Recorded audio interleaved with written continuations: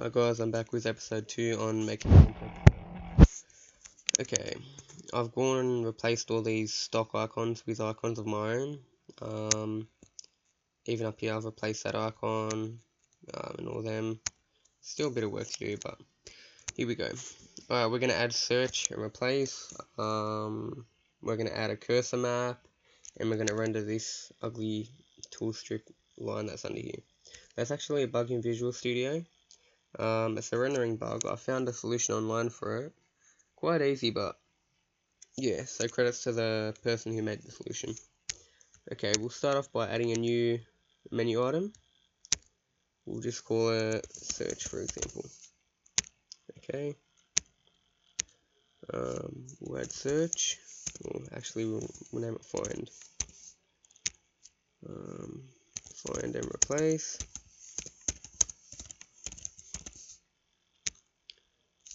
Jump to top.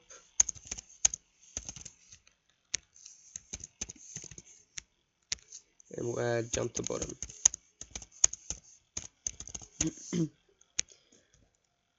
We'll just quickly change UI. Full color.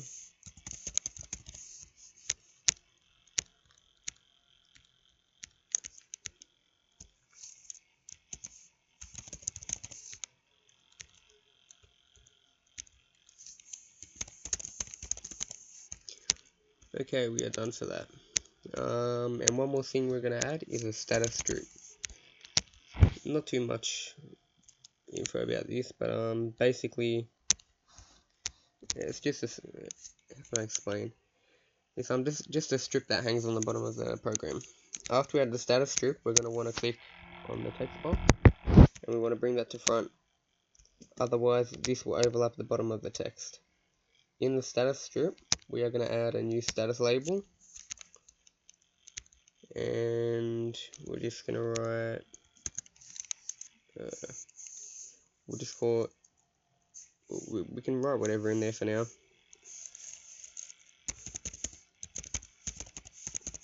So I'm just going to write line and column. Okay, now let's get to it. For the Visual Studio, the C# file, we're going to want to add some rendering. Here's the rendering. Here's the actual rendering code up here. We want to add this, just this code. I'm just going to copy and paste it. We're going to want to paste it under the public form 1 initializing component. And then we're going to add this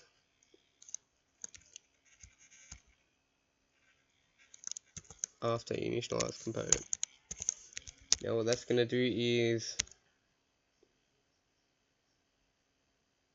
remove that ugly line that was there before. See, if we take it off,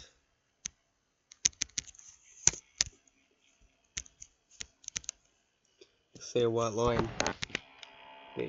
We don't want that. We want it to look pretty professional. Okay, so that's the rendering done. Now for the cursor map. It's pretty self-explanatory, it doesn't do much. But what we're going to want to do is also add a timer. Basically the timer is to refresh it. Every time the timer ticks, it refreshes the label down here.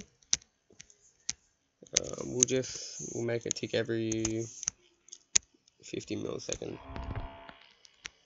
Okay, sorry about that.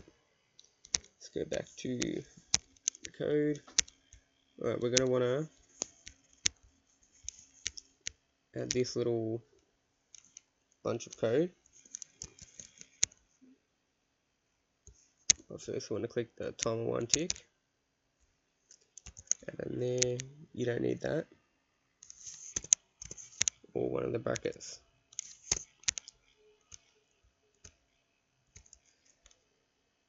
Okay.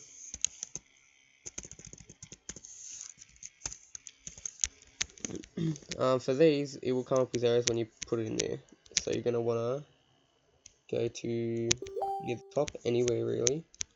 I just choose under public form 1. This is going to be where we start adding integers, strings, etc. So we're going to make a public string.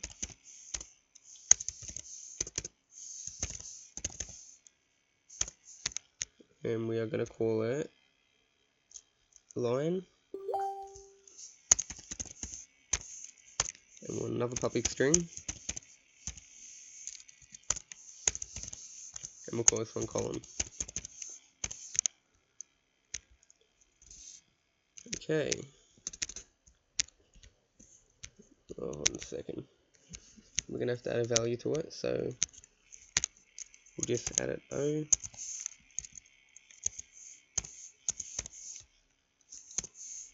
Sorry.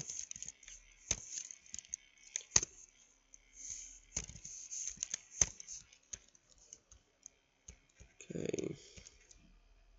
Oh wait, never mind. Sorry, we're public integers. Sorry about them, a bit confused at the moment. Of course, we're integers. That's why that was throwing the error. Okay, so now with public integers for line and column, we have a working line and column. How can I explain? It's like it basically just gets where the cursor is. We want to change this to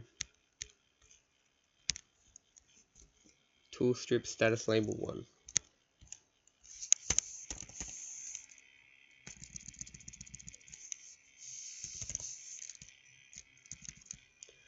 Tool strip status label. I'm going to change it to that.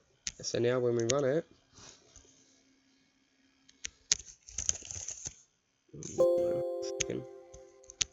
we have to enable it.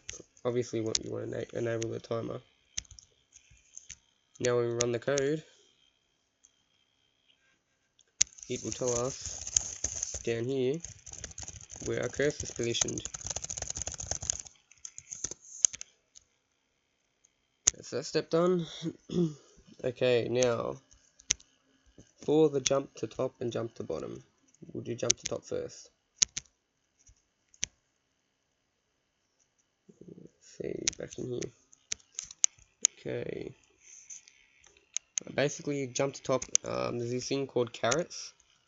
The carrots are every single character you put into, like say the text box or whatever, is 1 carrot. The position of the carrot when you start is 0, so when I jump to the top, you just set the carrot position to 0. So we start the selection at 0 because the carrot has to be selected for some reason for which text box to scroll to it. So we just do rich text box 1, scroll to carrot, and the selected carrot is 0. So now if we run the code, search, jump to top, it'll jump all the way to the top. For jumping to bottom, it's basically the same, but we just want to get the length of the rich text box and scroll to that carrot. So the code here is pretty much self-explanatory as well.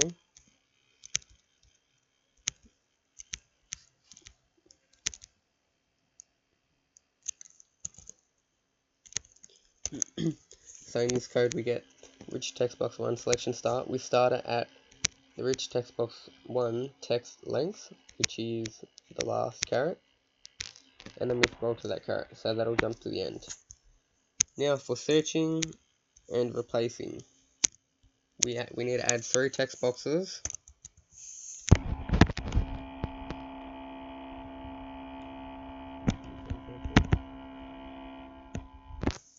We need to add a label, maybe next to it or something.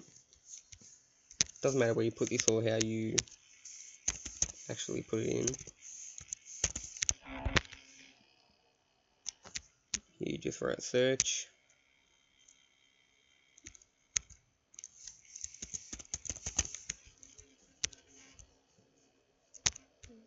And we need to add another label here. And here we want to put find.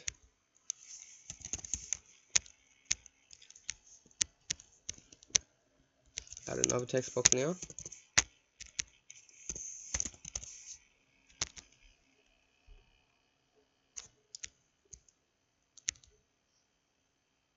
excuse my messy coding at the moment, it's a bit unorganized.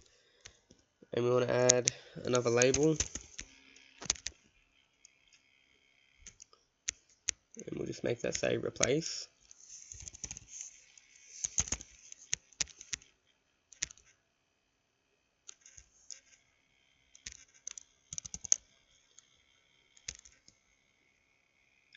Okay, that's another text box.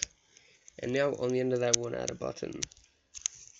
There are much neater ways of doing the UI, but this is just an example.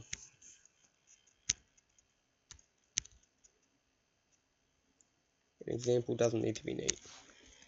Okay, so for the first text box, this one, we want to add a event. We want to add a text change event. So whenever that text is modified, it does a process. I'm not going to get too into detail about how this process is actually done. It's quite a lengthy process. Basically, just we build a regex match. It searches through the rich text box 1 text, and for each match it highlights.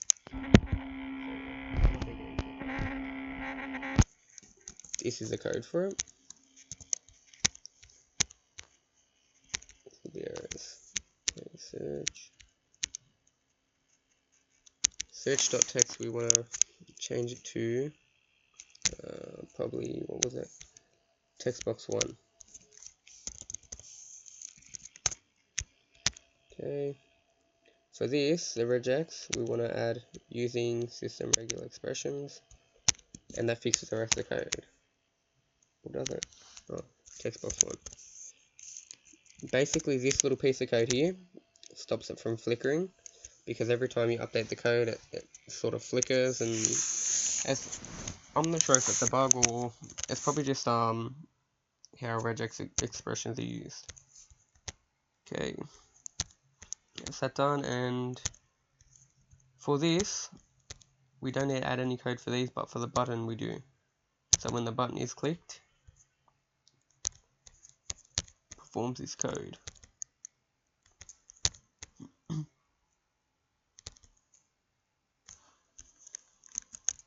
Find and replace is quite easy actually if you think about it.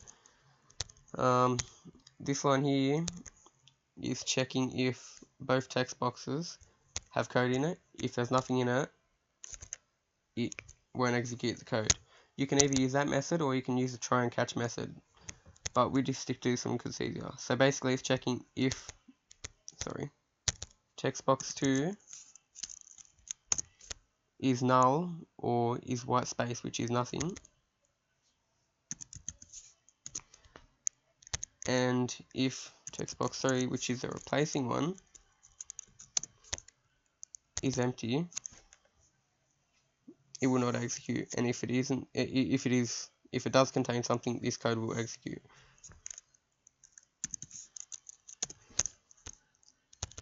This line, basically, how can I explain? It's hard to explain. One second, let me quickly text box 2, text box 3.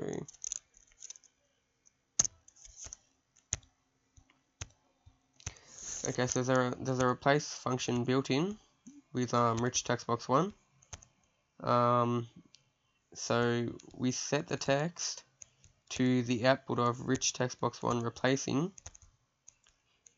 the text from text box 2 to text box 3. So basically the string we input will be replaced with the string we've chosen to output, and we're setting the rich text box 1 text to that. As for here, this just resets the boxes to having 0 value. Excuse my voice, I'm a bit sick, sorry. Okay, now we have a functional find and replace. So we blah blah blah blah, we'll write hi here. Now we search for hi. As the text is updated, it'll highlight. For this, we'll replace that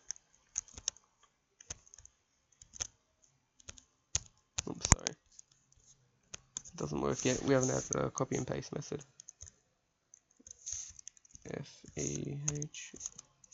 We'll replace that with hello. Click the button and it replaces it with hello.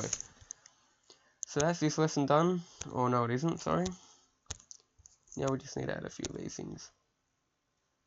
For this, we want to add textbox1 dot focus. This basically just changes